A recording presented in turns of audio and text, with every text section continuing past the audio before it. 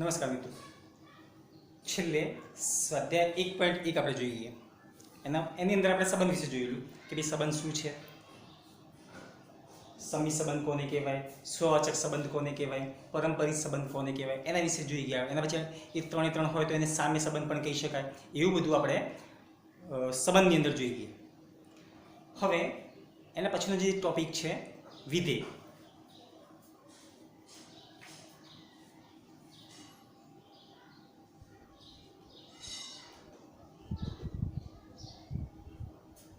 Function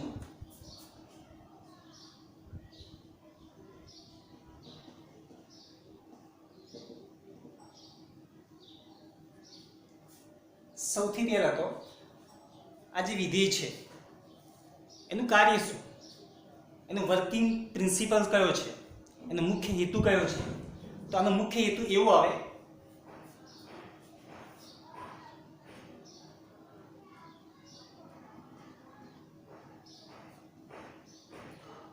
જો કોઈ function આપણને આપેલું હોય અને એ ફંક્શનની અંદર જો કોઈ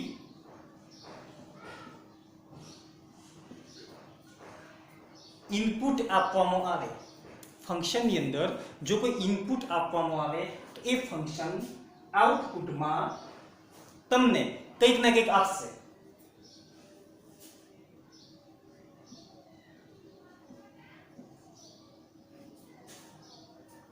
તો આ જે છે એ ફંક્શન છે.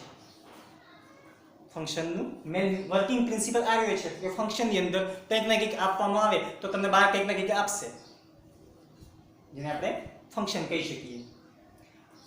હવે ફંક્શન કોને કહેવાય, વિધેય કોને કહેવાય, એના માટે થોડીક વેન આકૃતિ જોઈએ આપણે. અહીંયા ધોરણ 11 ની અંદર પ્રદેશ અને સપ્રદેશ વિશે આપણે જોઈ ગયા છીએ. અહીંયા જોઈએ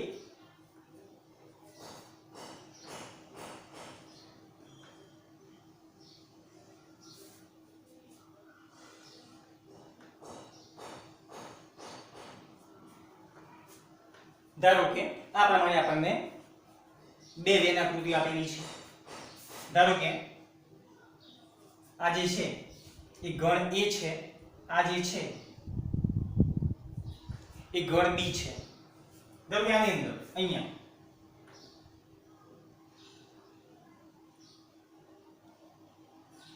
વન 2 3 4 5 અને 6. ધારો કે ગણ A ની અંદર આવા ઘટકો છે 1 2 3 4 5 અને 6. ધારો કે ગણ B ની અંદર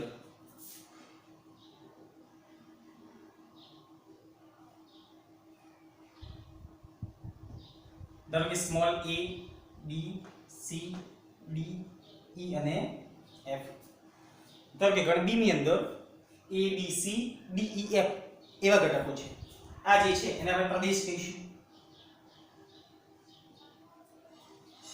f નો પ્રદેશ કહીશું, ડોમેન ઓફ f.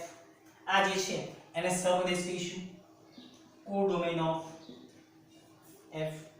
એને કહીશું પ્રદેશ છે. આ જે છે એ સપ્રદેશ છે. હવે આ બંને વેન આકૃતિ માટે ધારો કે હું આ પ્રમાણે ઘટકોને જોડું છું.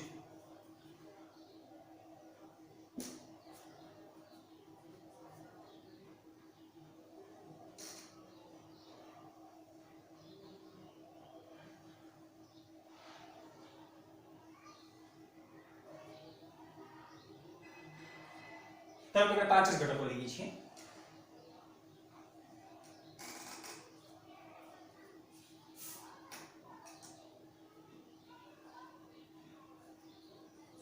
તો આ પ્રમાણે ગણ A અને ગણ B આપણને આપેલા છે. ગણ A ના ઘટકો ગણ B સાથે આ પ્રમાણે સંકળાય છે. તો આ જે વસ્તુ છે એ વિધેય દર્શાવશે કે નહીં દર્શાવે એ ક્વેશ્ચન છે. તો આ પ્રમાણે જો ઘટક સંકળાતા હોય તો આ જે છે બેન આકૃતિઓ એ વિધેય દર્શાવશે નહીં. અહીં આપણે લખી શકીએ અહીંયા એનું કારણ કેવી રીતે હું લખું છું. પછી અહીં આપેલ વેન આકૃતિઓ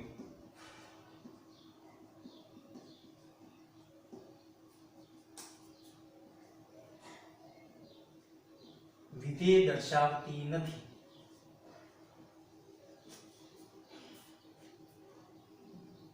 મેં તમને કહ્યું કે વિધેય દર્શાવતી નથી. કેમ?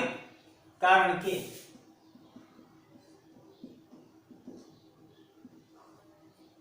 અહીંયા જોઈએ, અહીંયા એક ઘટક a સાથે સંકળાય છે, બે ઘટક સ્મોલ b સાથે સંકળાય છે, ત્રણ ઘટક એ c સાથે પણ સંકળાય છે અને b સાથે પણ સંકળાય છે.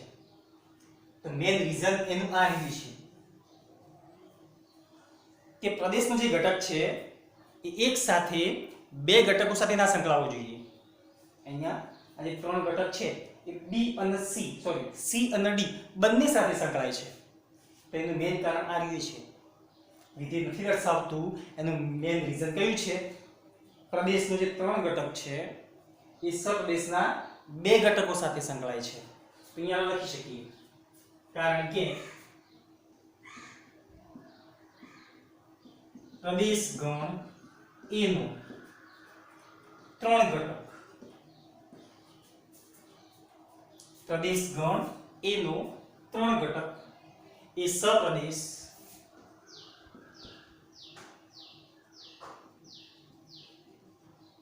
ગણ B ના બે ઘટકો ત્યાં ગયા C અને D સાથે, C અને D બંને સાથે સંકળાય છે.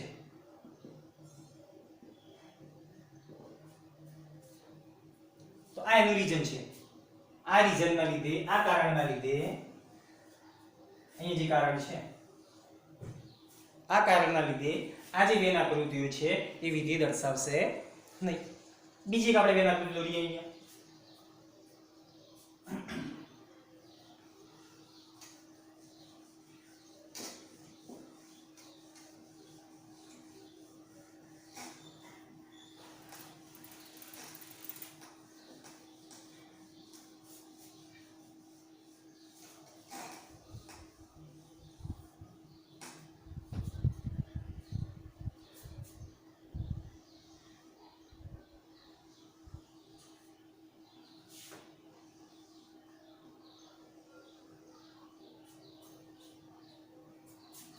ધારો કે ગણ A છે, ધારો કે અહીંયા ગણ B છે,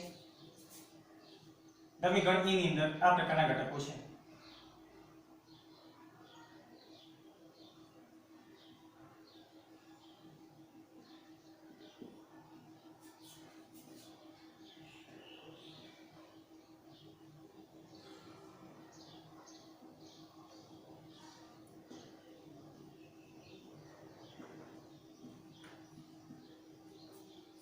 ધારો કે અહીંયા આપણી પાસે બે ગણ છે. ગણ A એની અંદર ઘટકો 1 2 3 4 5 6 છે. ગણ B ની અંદર A B C D E F આવા ઘટકો સમજી લો કે આપણી પાસે છે. અહીંયા આ જે છે ડોમેન ઓફ F, આ જે છે કોડોમેન ઓફ F છે. ટૂંકમાં પ્રદેશ અને સપ્રદેશ અહીંયા આપણને આપેલા છે. પ્રદેશ આ જે છે એ સપ્રદેશ છે. હવે અહીંયા ઘટક હું જોડું છું. અહીંયા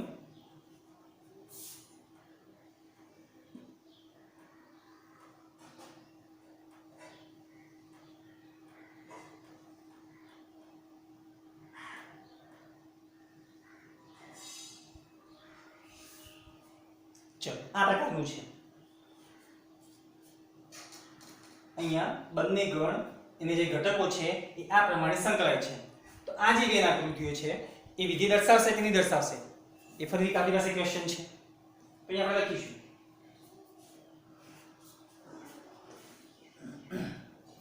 અહીં આપેલ વેન આકૃતિઓ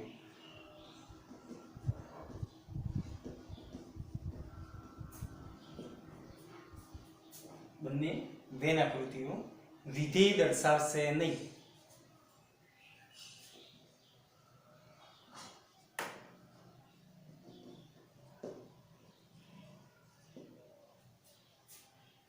કારણ કે શું કારણ છે જોઈએ આપણે અહીંયા શું કારણથી નથી દર્શાવતી તમે જો અહીંયા એક ઘટક a સાથે સંકળાય છે બે ઘટક c સાથે સંકળાય છે ત્રણ ઘટક b સાથે સંકળાય છે ચાર ઘટક e સાથે સંકળાય છે પાંચ ઘટક f સાથે સંકળાય છે પરંતુ ગણ a નો આ જે ઘટક છે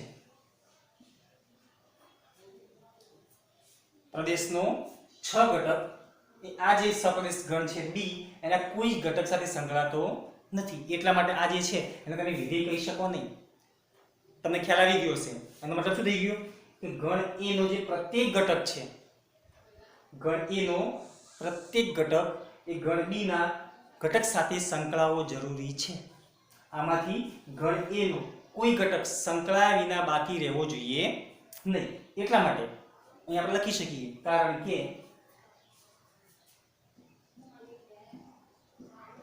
પ્રદેશ ગણ a નો કયો ઘટક 6 ઘટક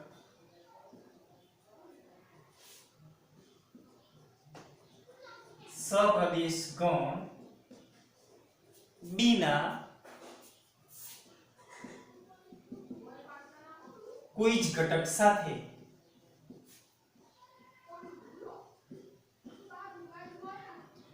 સંકળાતો નથી ટૂંકમાં એટલે કે પ્રદેશનો 6 ઘટક સંકળાયા વિના બાકી રહી જાય છે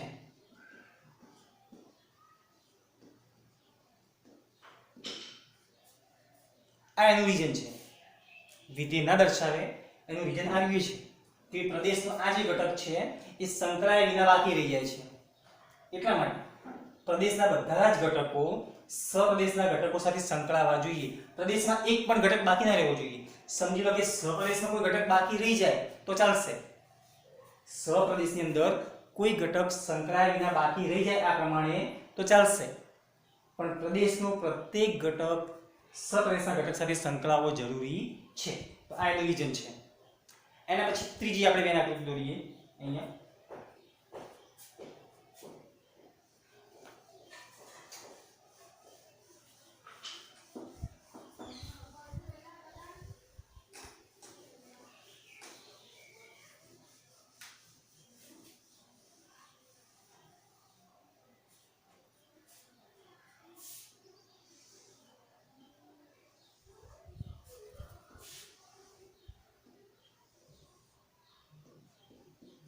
ધારો કે ગણ a છે આ જે છે એ ધારો કે ગણ b છે એની બંનેની આપણે બેન આકૃતિ દોરેલી છે અહીંયા ધારો કે આની અંદર અહીંયા આપણને ઘટકો છે આપણી પાસે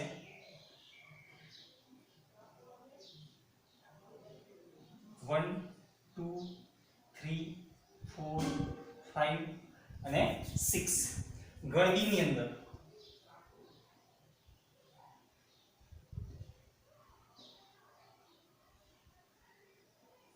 ધારો કે small a b c d e અને f ધારો કે ગણ a ની અંદર આ પ્રમાણેના ઘટકો છે 1 2 3 4 5 6 ગણ b ની અંદર small a b c d e f જેટલા ઘટકો છે આ જે છે એ ડોમેન ઓફ f છે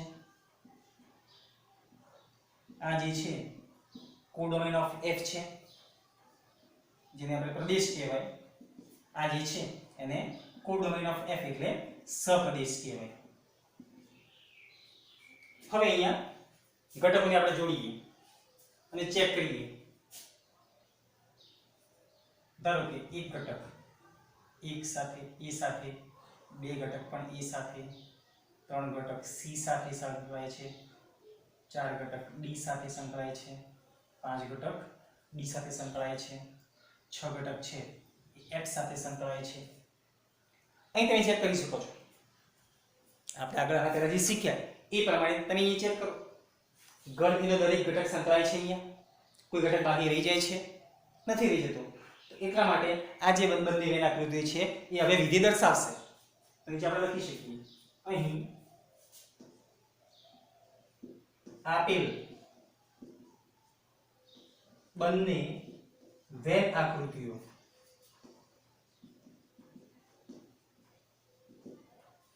વિધેય દર્શાવે છે.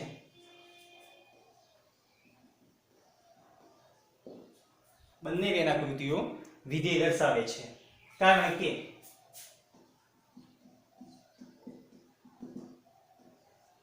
શું કારણ લખી શકીએ અહીંયા આપણે? પ્રદેશનો પ્રત્યેક ઘટક સપ્રદેશના અનન્ય ઘટક સાથે સંકળાઈને એક અનન્ય ક્રમયુક્ત જોડ બનાવે છે. અહીંયા આપણે એવું લખી શકીએ કારણ કે પ્રદેશ ગણ A નો પ્રત્યેક ઘટક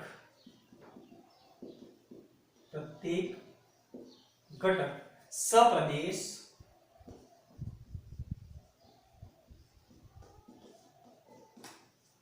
ગણ B ના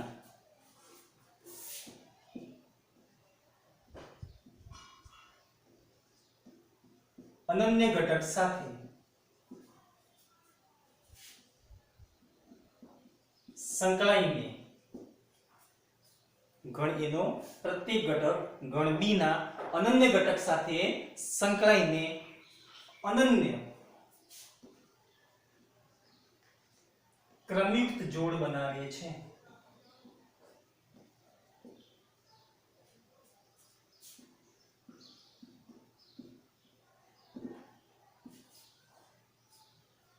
અહીં આપણને ખ્યાલ આવી ગયો હવે કે વિધેય કોને કહેવાય.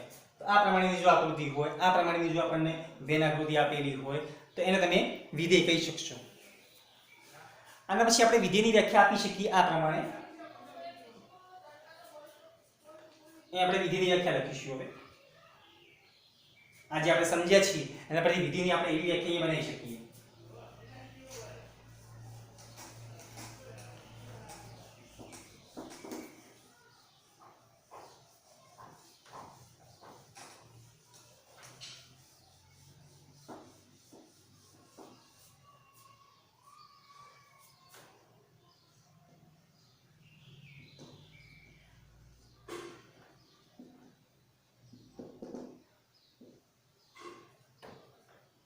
આપણે જે પ્રમાણે વેન આકૃતિમાં જોઈ ગયા એ પ્રમાણે અહીં આપણે બે ગણો લઈશું. ધારો કે ગણ A છે અને બીજો જે ગણ છે એ ગણ B છે અને બંને જે ગણ છે એની અંદર કંઈક ના કંઈક ઘટકો હોવા જરૂરી છે. તો આપણે આવું સરળ લખી શકીએ.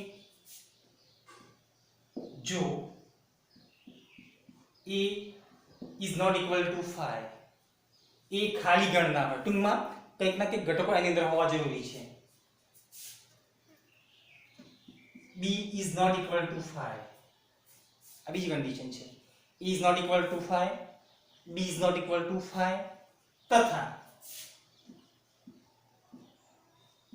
F subset A cross B. જે આપણે વિધિ બનાવવું છે એ A cross B ના જે તમામ ઘટકો છે એની અંદર આવવું જ જોઈએ. આ કન્ડિશન છે. તથા F subset A cross B હોય તો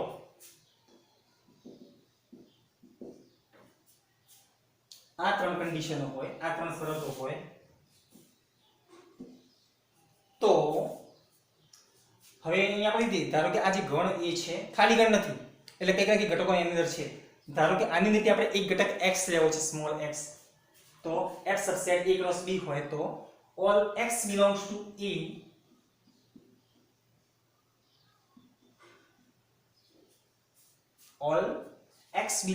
A એવું મળે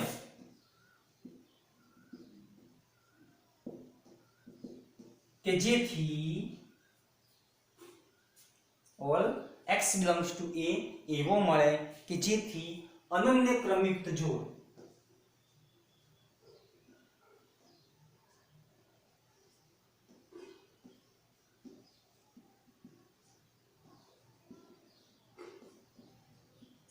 xy, x આપણે પ્રદેશમાંથી લીધેલો છે.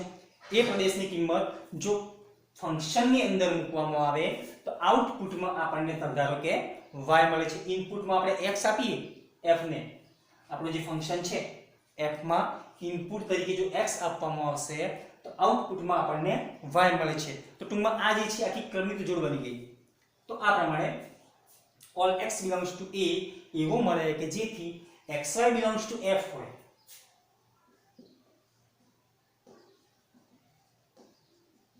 તો આ જે f છે એને વિધેય કહે છે. આપણે લખીએ a થી b નું વિધેય કહે છે. a થી b નું વિધેય કહે છે.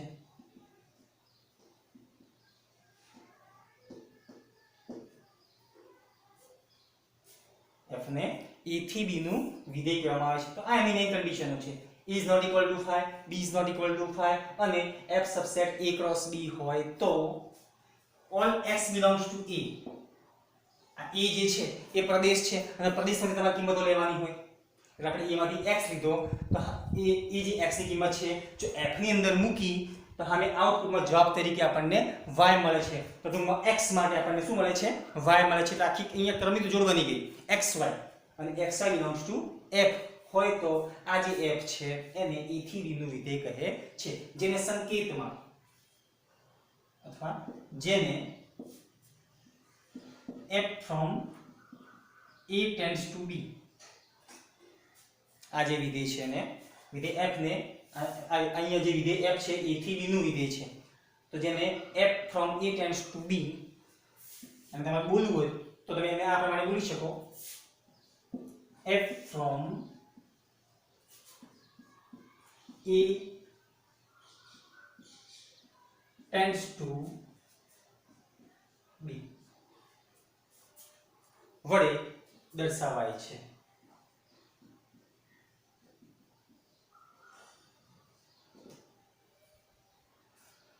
તો આ પ્રમાણે વિધેયની વ્યાખ્યા બને. આપણે જે વેન આકૃતિ જોઈ ગયા એના પરથી આ પ્રમાણેની આપણે વ્યાખ્યા બનાવી શકીએ. અહીંયા એના પછી આવશે વિધેયોના પ્રકારો જે છે એમાં જે મેઇન પ્રકારો છે જેની આપણે જરૂર છે ચેપ્ટરમાં એવા આપણે લઈએ જે આપણે ધોરણ 11 ની અંદર શીખી ગયા છીએ છતાં ફરીથી વખત લઈ લઈએ.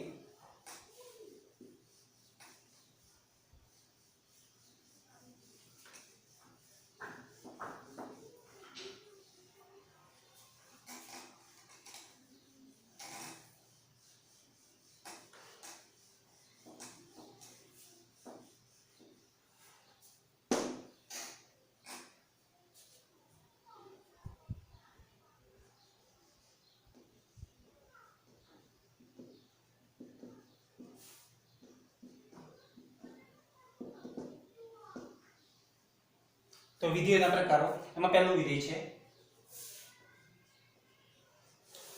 માનાંક વિધેય.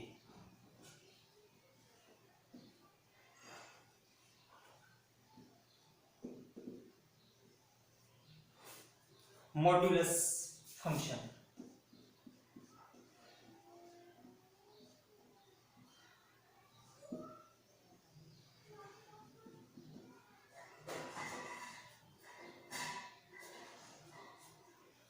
આપણે ધોરણ 11 ની અંદર જોઈ ગયા આપણે. હું ડાયરેક્ટ વ્યાખ્યા લખીશ અહીંયા કે ભાઈ માનાંક વિધેય કોને કહેવાય? જો કોઈ વિધેય f જો કોઈ વિધેય f from માનાંક વિધેય છે તમે ગમે તે ગણ લઈ શકો અહીંયા f from r tends to r. જો કોઈ વિધેય f from r tends to r આપેલ હોય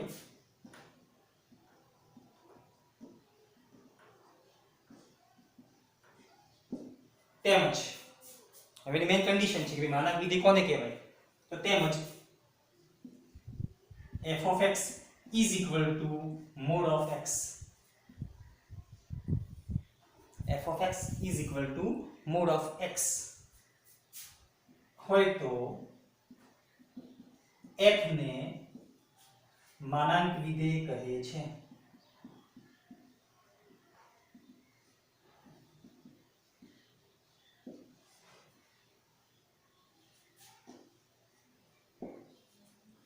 જ્યાં તમને એમ કે મોડ ઓફ x છે માનાંકમાં x છે એની કિંમત શું? તો જ્યાં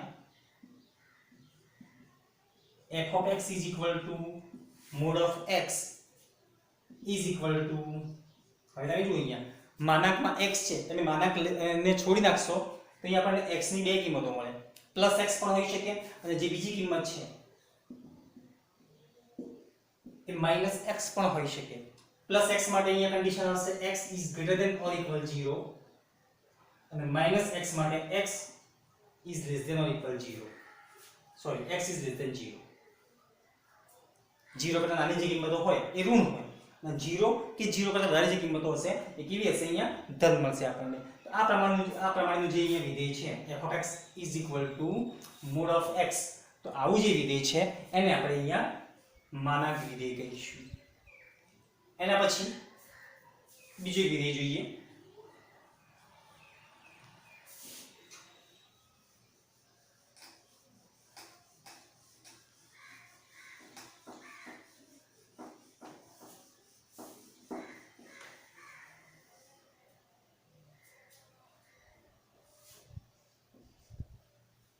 આપણે આગળ ધોરણ 11 માં જોઈ ગયા છીએ પૂર્ણાંક ભાગ વિધેય.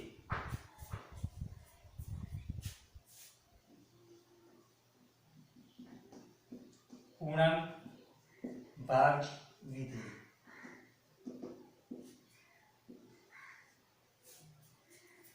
ઇન્ટિજર પાર્ટ ફંક્શન કહેવામાં આવે.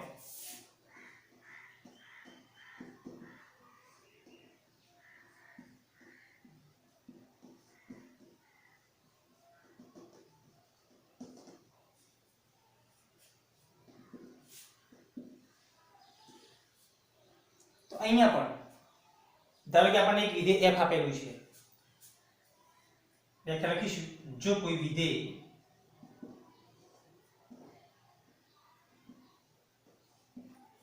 f from r tends to, Pradesh r માંથી તમે ગમે તે કિંમત લઈ શકો, પણ યાદ રાખજો ઇન્ટિજર પાર્ટ ફંક્શન છે, એની અંદર r ની અંદરથી કોઈ પણ કિંમત મૂકવામાં આવે તો તમને જે જવાબ મળશે એ હંમેશા પૂર્ણાંક જ હોય. એટલે અહીંયા આપણે વિધેય કેવું લેવું પડે? f from r tends to z. તો જો કોઈ વિધેય f from r tends to z આપેલ હોય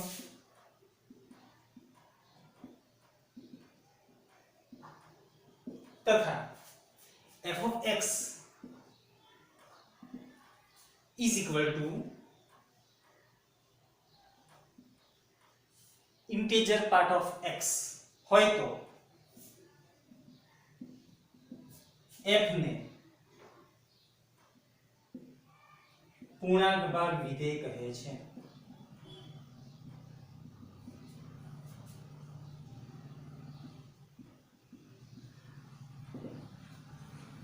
આ જે f છે એને આપણે કયું વિધેય કહીશું? અહીંયા પૂર્ણાંક ભાગ વિધેય કહીશું. કેમ?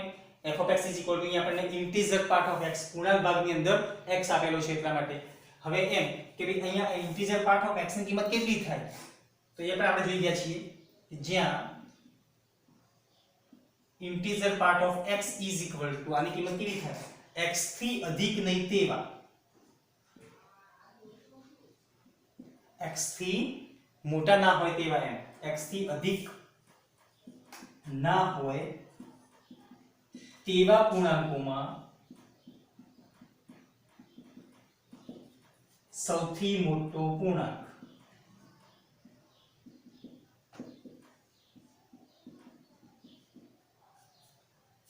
દાખલા તરીકે સમજીએ. દાખલા તરીકે ઇન્ટિજર પાર્ટ ની અંદર આપણને 3.3 આપેલું છે, 3.3. અહીં આપણે જોઈએ અહીંયા 1 2 3 4, તો અહીંયા 3.3 હશે, અહીંયા 3.3 હશે. તમને અહીં વ્યાખ્યા એવી છે કે x થી અધિક ના હોય તેવા, ટૂંકમાં 3.3 થી આ વધારે જે છે એ ના હોય.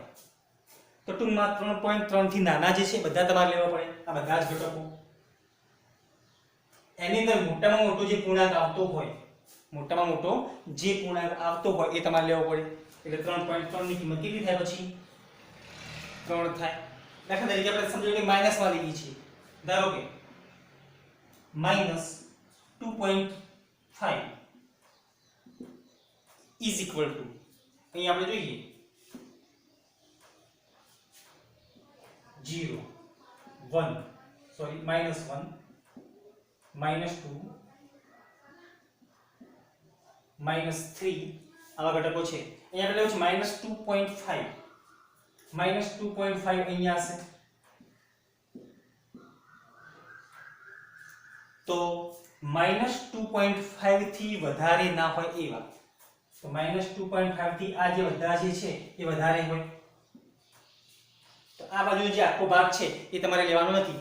તો એનાથી જે નાના હોય એવા, આ જે નાના જે અહીંયા ઘટકો આવશે તો અહીંયા -3 હશે, -4 હશે, -5 હશે, આ બધા અહીંયા સંખ્યાઓ હશે. તેમાં મોટામાં મોટો ઘટક કયો છે? અહીંયા -3 છે. તો ટૂંકમાં -2.5 ની કિંમત કેટલી આવશે? -3 આવશે. તો આ પ્રમાણે પૂર્ણાંક ભાગ વિધેય જે છે એ કાર્ય કરે છે.